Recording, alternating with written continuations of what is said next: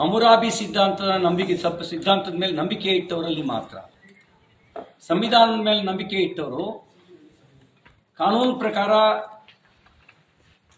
ಕೆಲಸ ಮಾಡ್ತಾರೆ. ಹಮುರಾಬಿ ಸಿದ್ಧಾಂತದ ಮೇಲೆ ನಂಬಿಕೆ ಇಟ್ಟವರು ಮಾತ್ರ ಕೊಲೆ ಮಾಡೋದು, ಹತ್ಯೆ ಮಾಡೋದು, ಇಂಥ ಕೆಲಸವನ್ನು ಮಾಡ್ತಾರೆ. ಮುಖ್ಯಮಂತ್ರಿಗಳಿಗೆ ಮತ್ತು ಅವರ ಸರ್ಕಾರಕ್ಕೆ ಸಂವಿಧಾನದ ಮೇಲೆ ನಂಬಿಕೆ ಇದ್ದಂತೆ ಕಾಣ್ತಿಲ್ಲ. ಅವರಿಗೆ ನಂಬಿಕೆ ಇರೋದು ಹಮುರಾಬಿ ಸಿದ್ಧಾಂತದ ಮೇಲೆ ಅನ್ನೋದು ಅವ್ರ ಮಾತಿನ ಮೂಲಕ ವ್ಯಕ್ತ ಆಗ್ತಾ ಇದೆ. ನಾನು ಕೊಟ್ಟ ದೂರನ್ನು ಯಾಕೆ ಇದುವರೆಗೂ ರಿಜಿಸ್ಟರ್ ಮಾಡಿಲ್ಲ? ಏನು ಹೇಳ್ತಾರೆ ಮುಖ್ಯಮಂತ್ರಿಗಳು ಇದಕ್ಕೆ ಸಂಬಂಧಪಟ್ಟಂತೆ? ಯಾಕಂದರೆ ಕಾನೂನಿನ ಪ್ರಕಾರ ನ್ಯಾಯ ಪಡೆಯುವ ಅಧಿಕಾರ ನನಗಿಲ್ವಾ?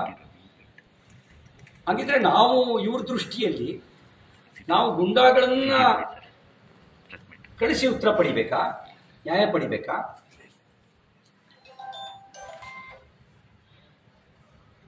ನಾನು ನ್ಯಾಯಾಂಗ ತನಿಖೆ ಕೇಳಿರೋದು ಸತ್ಯಾಸತ್ಯತೆ ಹೊರಗೆ ಬರಲಿ ಅಂತ. ನನ್ನನ್ನ ರಾತ್ರಿ ಇಡೀ 400 ಕಿಲೋಮೀಟರ್ಗೂ ಹೆಚ್ಚು ದೂರ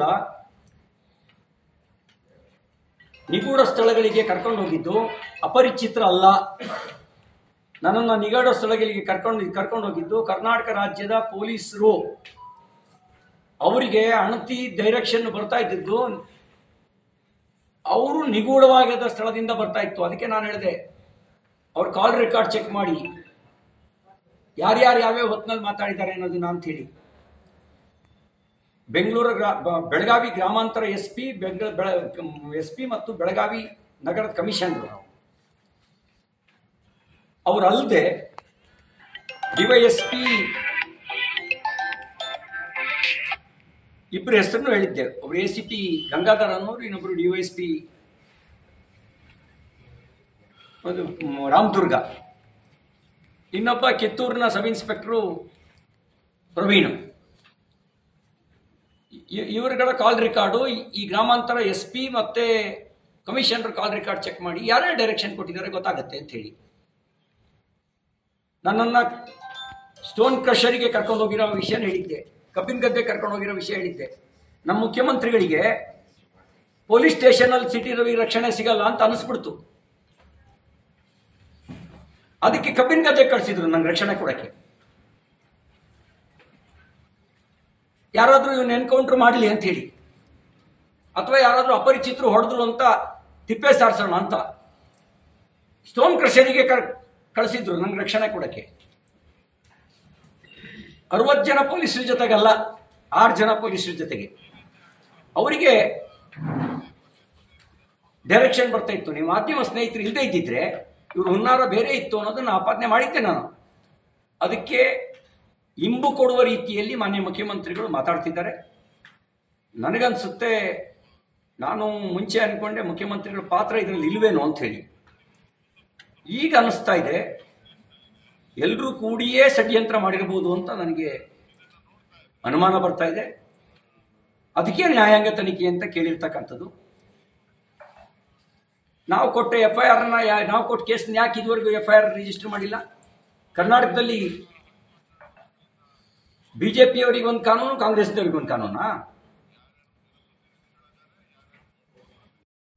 ಹಮುರಾಬಿ ಸಿದ್ಧಾಂತದ ಮೇಲೆ ನಂಬಿಕೆ ಇಟ್ಟವರಲ್ಲಿ ಮಾತ್ರ, ಸಂವಿಧಾನದ ಮೇಲೆ ನಂಬಿಕೆ ಇಟ್ಟವರು ಕಾನೂನು ಪ್ರಕಾರ ಕೆಲಸ ಮಾಡ್ತಾರೆ. ಹಮುರಾಬಿ ಸಿದ್ಧಾಂತದ ಮೇಲೆ ನಂಬಿಕೆ ಇಟ್ಟವರು ಮಾತ್ರ ಕೊಲೆ ಮಾಡೋದು, ಹತ್ಯೆ ಮಾಡೋದು, ಇಂಥ ಕೆಲಸವನ್ನು ಮಾಡ್ತಾರೆ. ಮುಖ್ಯಮಂತ್ರಿಗಳಿಗೆ ಮತ್ತು ಅವರ ಸರ್ಕಾರಕ್ಕೆ ಸಂವಿಧಾನದ ಮೇಲೆ ನಂಬಿಕೆ ಇದ್ದಂತೆ ಕಾಣ್ತಿಲ್ಲ.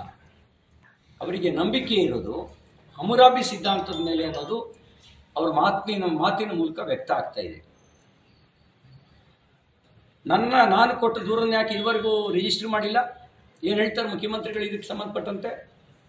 ಯಾಕಂದರೆ ಕಾನೂನಿನ ಪ್ರಕಾರ ನ್ಯಾಯ ಪಡೆಯುವ ಅಧಿಕಾರ ನನಗಿಲ್ವಾ? ಹಾಗಿದ್ರೆ ನಾವು ಇವ್ರ ದೃಷ್ಟಿಯಲ್ಲಿ ನಾವು ಗುಂಡಾಗಳನ್ನ ಕಳಿಸಿ ಉತ್ತರ ಪಡಿಬೇಕಾ, ನ್ಯಾಯ ಪಡಿಬೇಕಾ?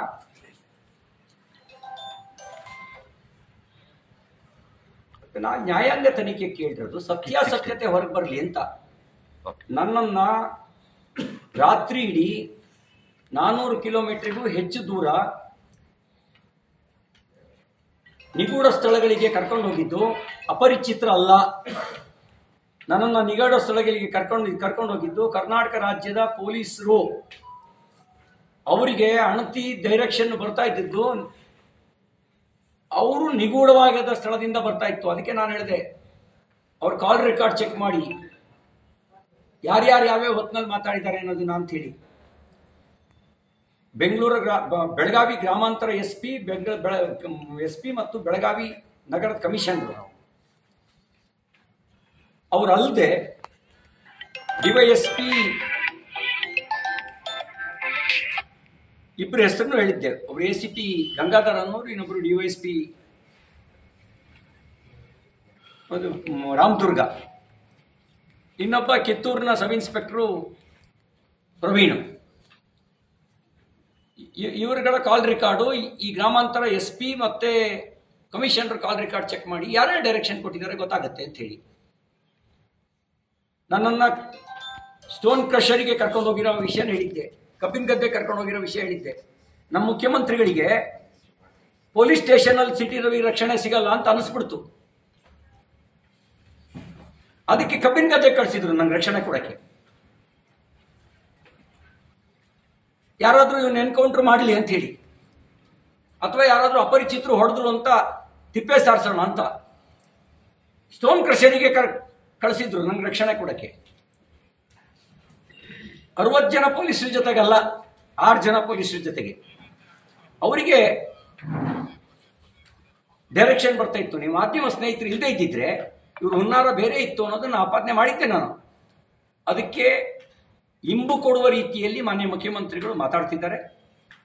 ನನಗನ್ಸುತ್ತೆ, ನಾನು ಮುಂಚೆ ಅನ್ಕೊಂಡೆ ಮುಖ್ಯಮಂತ್ರಿಗಳ ಪಾತ್ರ ಇದರಲ್ಲಿ ಇಲ್ವೇನೋ ಅಂತ ಹೇಳಿ. ಈಗ ಅನಿಸ್ತಾ ಇದೆ ಎಲ್ಲರೂ ಕೂಡಿಯೇ ಷಡ್ಯಂತ್ರ ಮಾಡಿರಬಹುದು ಅಂತ ನನಗೆ ಅನುಮಾನ ಬರ್ತಾ ಇದೆ. ಅದಕ್ಕೆ ನ್ಯಾಯಾಂಗ ತನಿಖೆ ಅಂತ ಕೇಳಿರ್ತಕ್ಕಂಥದ್ದು. ನಾವು ಕೊಟ್ಟ FIR ನಾವು ಕೊಟ್ಟ ಕೇಸ್ನ ಯಾಕೆ ಇದುವರೆಗೂ FIR ರಿಜಿಸ್ಟರ್ ಮಾಡಿಲ್ಲ? ಕರ್ನಾಟಕದಲ್ಲಿ BJPಯವರಿಗೆ ಒಂದು ಕಾನೂನು, ಕಾಂಗ್ರೆಸ್ನವ್ರಿಗೆ ಒಂದು ಕಾನೂನಾ?